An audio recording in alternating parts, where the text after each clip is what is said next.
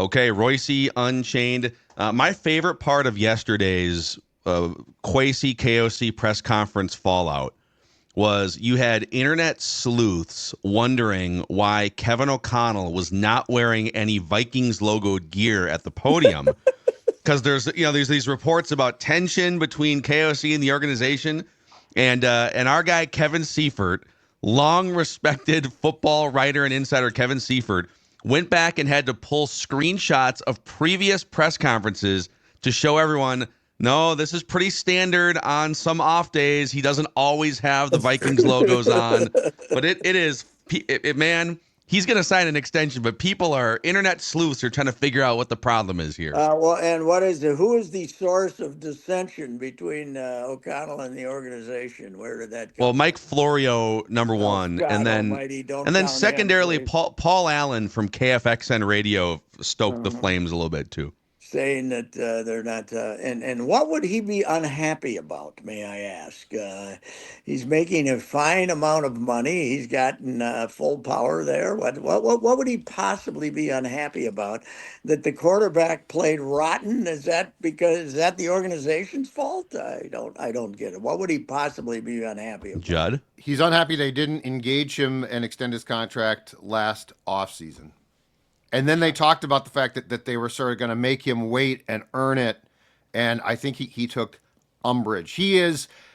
So the thing about O'Connell, Pat, the thing about O'Connell that you got to get is there's two O'Connells. There's the public one who is a lovable, likable, I got all the time in the world guy. And he's not a bad human at all. But behind the scenes, he is far more prickly and impatient and more, how can I put this nicely, competitive. So I think he didn't like the fact that he felt that he was forced to earn this 14-win season without more trust being put in him. Well, if he is, then trade him. I'd get rid of him if he's that sensitive about. Right. He had a rotten year last year. Okay, they stunk. Why should he get extended? He'd only been on the job for 2 years. He had one good year and one rotten one. Why would he possibly feel that he'd earn an extension? He should have been forced to earn it, and he earned it. He went, 14-3. That's fine. I'm just answering the question. Don't shoot. I know. So Pat's out. Wow, Pat's out. Pat wants to fire. This is a column right here. No, trade I'm him. Saying he's, if he's that sensitive, the hell with him.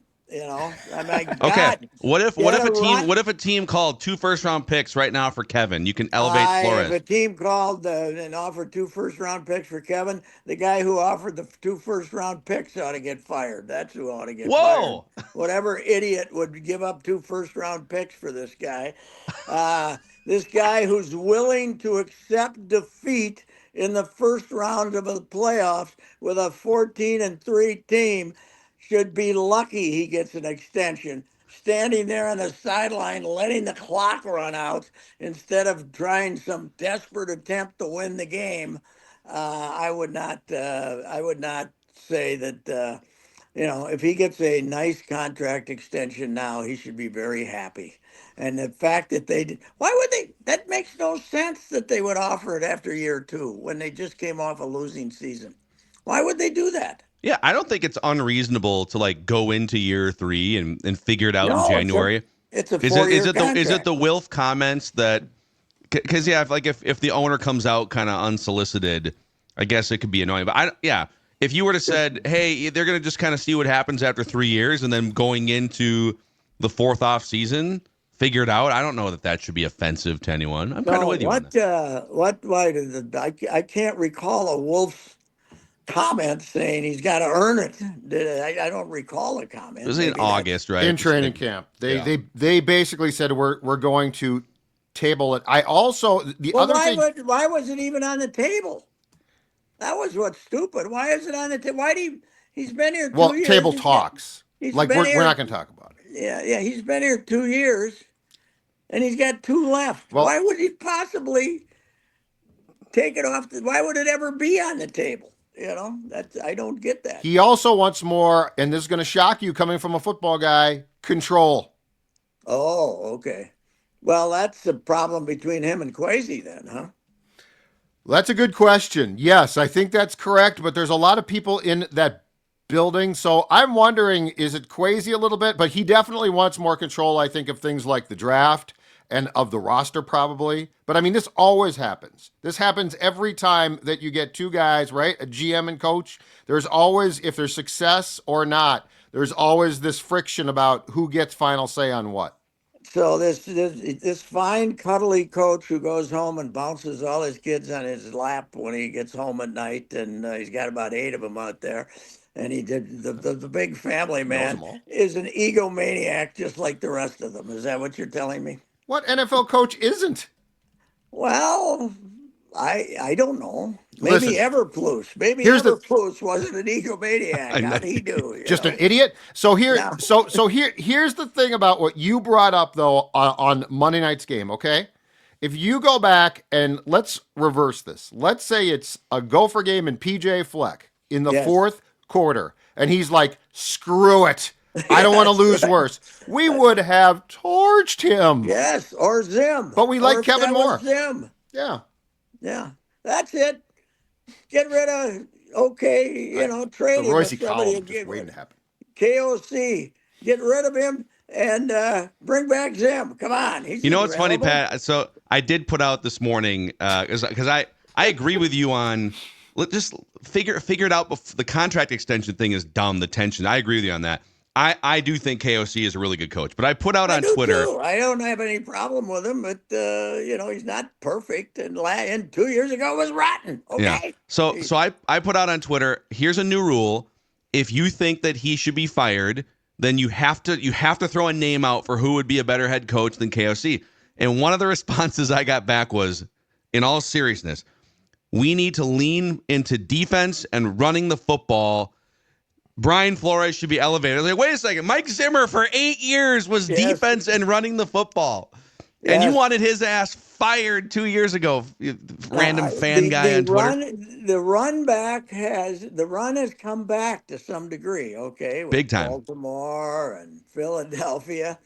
But it will always be easier to advance a football throwing it than running through 8 guys. It would always be easier. The run succeeds because they think you're going to pass 80% of the time. So that's the fact that you can send a receiver out and it's 3rd and 26 and somebody puts a hand on him, they give you a first down. That makes passing a lot easier. Is what passing will always be much easier, right? Yeah, so, it is. Yeah, so I think the Vikings do need to figure out. Okay, when it's 3rd and 2 from the 2-yard line, 3rd and goal from the 2-yard line, can you run it twice and have a chance at a touchdown, which they haven't for probably 3 years since Dalvin Cook fell off a cliff. Hey, you want a new coach? How about Sarkisian? Maybe he'd leave Texas. You can have him, and he's 2nd and goal, and he runs a pitchback play that loses 8 yards and loses the national title. Maybe you like that play. I don't know. No, thank you. Fans, hey fans, just relax.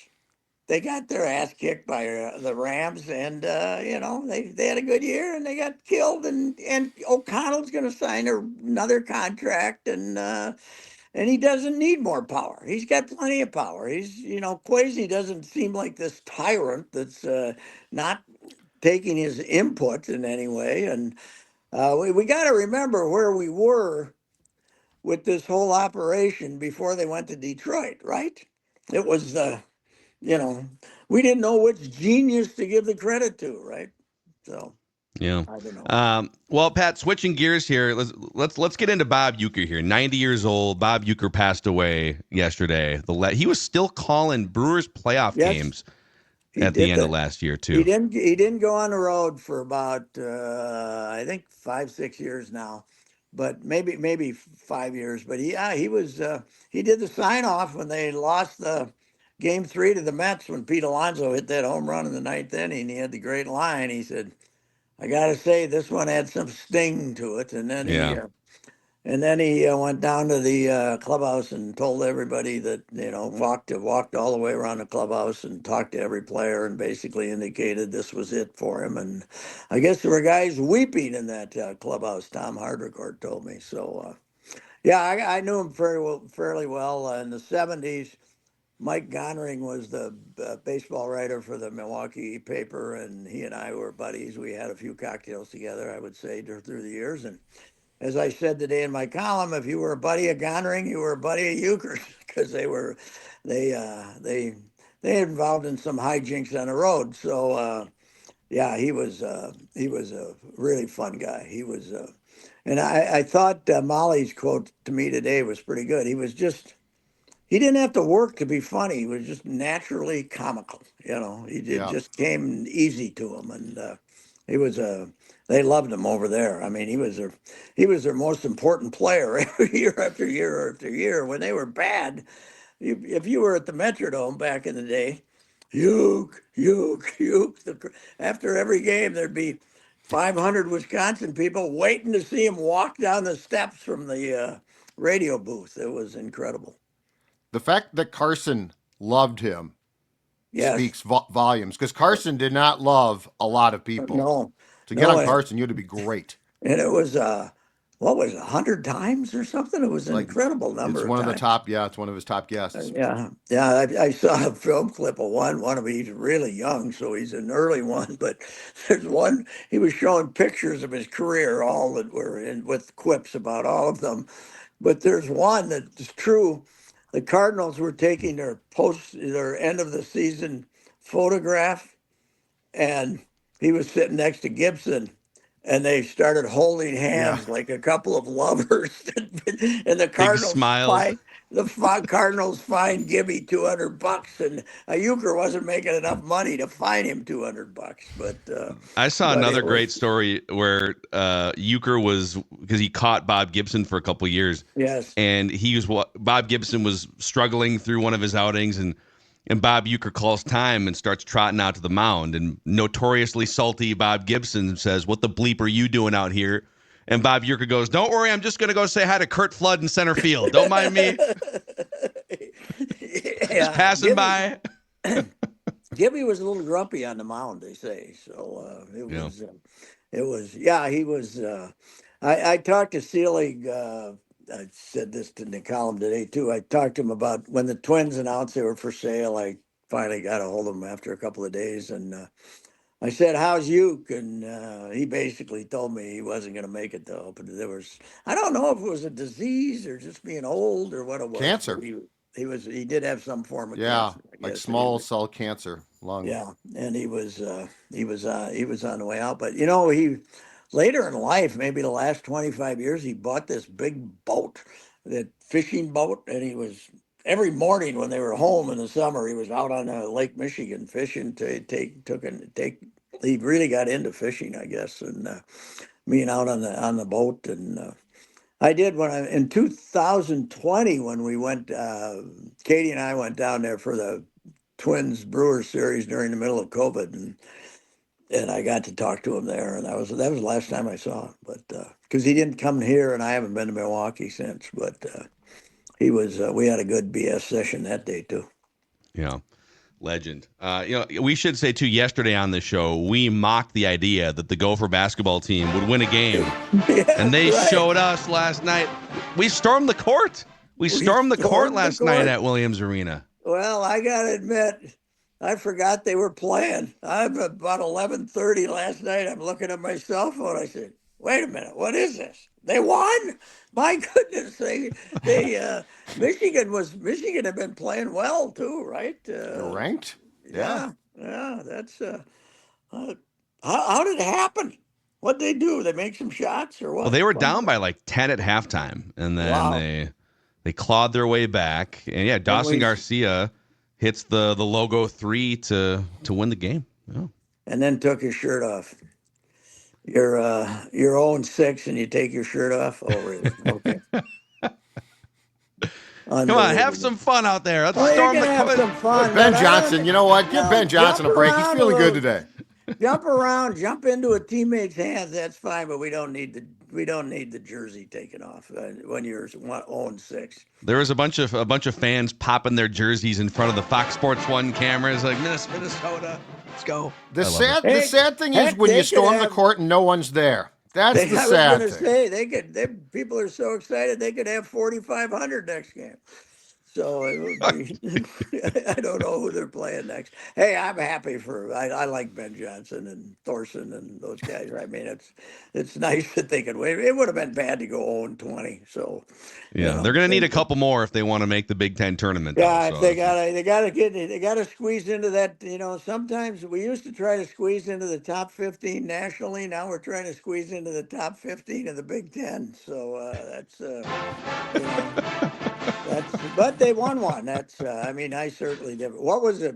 Michigan had to be 6 or 7 at least, right? Point favorites, 7 I or don't know 6, what. Yeah, 7, I don't 8. know what the spread was. They're ranked 20th. I don't know what the spread was going into the game, but they had Yeah, not lost. I think they were undefeated in conference. Michigan, really? Yeah, I think I they were knew like they were. 6 and I knew 0. they were. I knew they were playing good. Who's the coach there? Is Dusty May? I don't know where they got him from, but Was that the Florida Atlantic guy? May. Oh yeah, that's right. That's right. They're Indiana's going crazy. They're trying to run out Woodson at Indiana, huh? Wow, They got blown out by the Illini. they got blown out and booed, and Yep. everybody's very upset. So I'm they they fired Crean because when 8-9 years ago now would they fire Crean and for no reason because it was really weird. He's supposedly who wrote it? I think Shooty wrote it that he's trying to get back in. He'd take the Gopher job if they wanted to give it to I him. mean, I'll take Tom Crean, and Anthony Edwards loves Tom Crean, so he could maybe double dip as an assistant for the Timberwolves. He's not even 60 yet. He was so young when he took that Marquette job. He took that Marquette job in the 90s, and then Dwayne Wade and. Well, he went to the Final Four with them, and then they had one mediocre year, and they fired him or two. I don't know.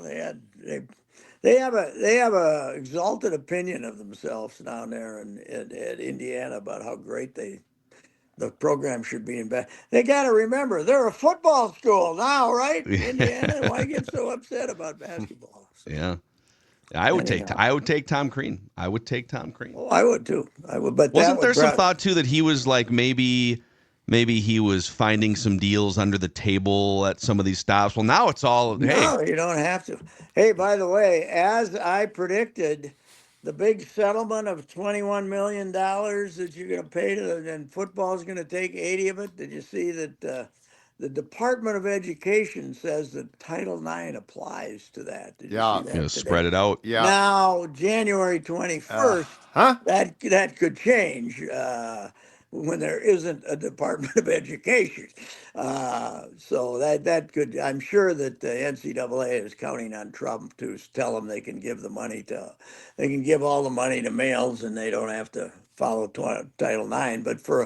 But the thing about it is, then you end up people going to federal judges, and the people who want the women to get some of the money go to federal judges, and then the federal judge rules in favor of the women who want a share of the money, and then it goes to the Supreme Court, and it could be a year before they know who they can give the money to there. So yeah.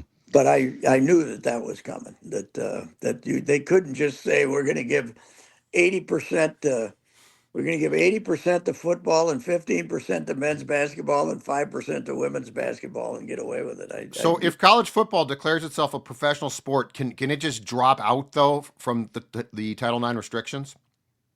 Division I, I don't know. Probably, I don't know. Is that speculated now or what? No, I'm just saying it makes the most sense. Should. Yeah.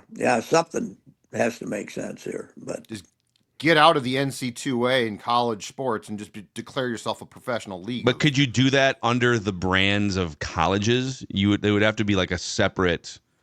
That's the hard part.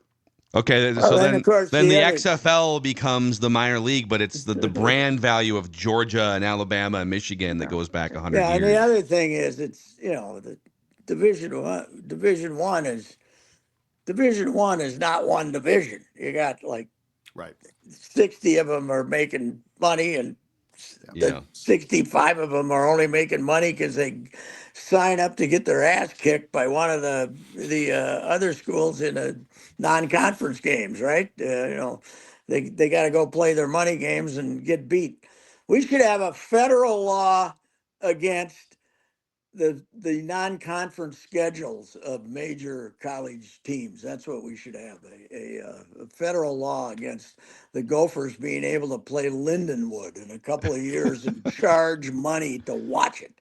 That should be refuse to play St. Thomas. Yes, that's true. No, I'm talking about football. We're playing gotcha. Lindenwood in football in a couple of years. In football, we are? Lindenwood, yes, Lindenwood. Hockey powerhouse now. Yes. Big hockey program there. Come on, Lindenwood, go Lindenwood. Well, we're also refusing to play St. Thomas in football, so my point my point stands. True. Well, that's true. Good I idea was for over St. there yesterday talking to one of they got a big game Saturday, right? South Dakota State going to fill the arena over there. They're yeah.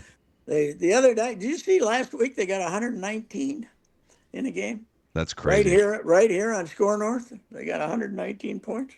Yeah, no, and so next year they're eligible next year, right, to go to the tournament. Yeah. Yes, they are. Let's get it.